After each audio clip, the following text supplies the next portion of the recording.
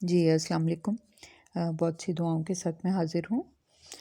آپ نے لوگوں کو اکثر یہ کہتے سنا ہوگا کہ مجھے اس وقت بہت ڈپریشن ہو رہا ہے، یا مجھے بہت ٹینشن ہو رہی ہے، یا آج کل میں ذہنی طور پر بہت پریشان ہوں، اس لیے مجھے ڈسٹرب نہ کیا جائے۔ اکثر اوقات اس ذہنی پریشانی کی جو وجوہات ہوتی ہیں وہ بہت معمولی ہوتی ہیں، مگر یہی ایک نارمل انسان کو ذہنی طور پر بیمار کر دیتی ہیں۔ بعض اوقات بہن بھائی، ماں باپ یا عزیز رشتہ دار بھی ایک دوسرے کے لیے پریشانی کا باعث بن جاتے ہیں۔ ماں باپ کا لڑائی جھگڑا بھی بچوں کی زندگی میں زہر گھول دیتا ہے، اور آپس میں لڑتے ہوئے اس بات کو وہ قطعی طور پر بھول جاتے ہیں کہ ہم جو بچوں کے سامنے لڑ رہے ہیں تو اس کا ان کے معصوم دلوں پر کیا اثر ہو رہا ہوگا۔ تو اکثر دیکھنے میں آیا ہے کہ جن گھروں میں ماں باپ لڑتے ہیں وہاں بچے بھی آپس میں نفرت کرنے لگتے ہیں، ماحول سے باغی ہو جاتے ہیں۔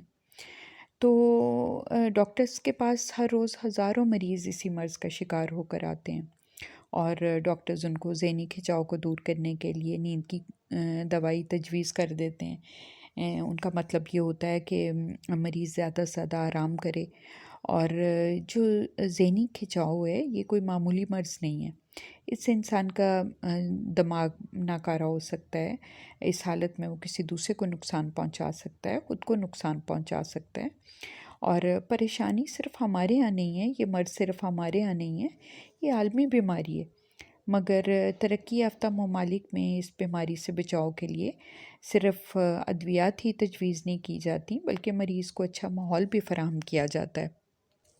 ان کے ہاں ذہنی سکون لینے کے لیے تفریحی مقامات ہیں، ان کی دلچسپی کے مختلف پروگرام پیش کیے جاتے ہیں تاکہ ان کا ذہن اپنی بیماری میں نہ لگا رہے، اور جو فراغت ہوتی ہے وہ بذات خود ایک بہت بڑی بیماری ہے۔ اور ضرورت اس بات کی ہے کہ ذہنی کھنچاؤ میں مبتلا جو مریض ہیں ان کو ذہنی سکون دینے کے لیے ان کے انٹرسٹ تلاش کیے جائیں، ان کے لیے ایکٹیویٹیز تلاش کی جائیں، اور ڈاکٹر کے پاس لے جانے کے بجائے انہیں خوش رکھنے کی کوشش کی جائے۔ ذہنی کھنچاؤ سے یہ ہوتا ہے کہ بلڈ پریشر بھی بڑھتا ہے، اور پھر دیگر بیماریاں بھی سر اٹھانے لگتی ہیں۔ اگر کوئی مریض کو کوئی ایسی پریشانی ہے جو حل نہیں ہو سکتی تو اس کے گھر والے، عزیز، دوست، رشتہ دار مل کر اس کا دل بہلائیں۔ ہم اس دنیا میں ایک دوسرے کی پریشانیوں میں اضافہ کرنے تو آئے نہیں، اور ہمارا مقصد تو یہ ہے کہ ایک دوسرے کی خوشی میں اضافہ کیا جائے، چاہے وہ ہمارے عمل سے ہو یا ہماری باتوں سے ہو۔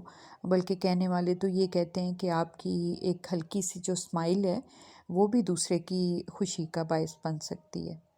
تو بس آپ خوش رہیے، ہر بیماری آپ سے بھاگ جائے گی۔ تو آج کے لیے بس اتنا ہی۔ اللہ حافظ۔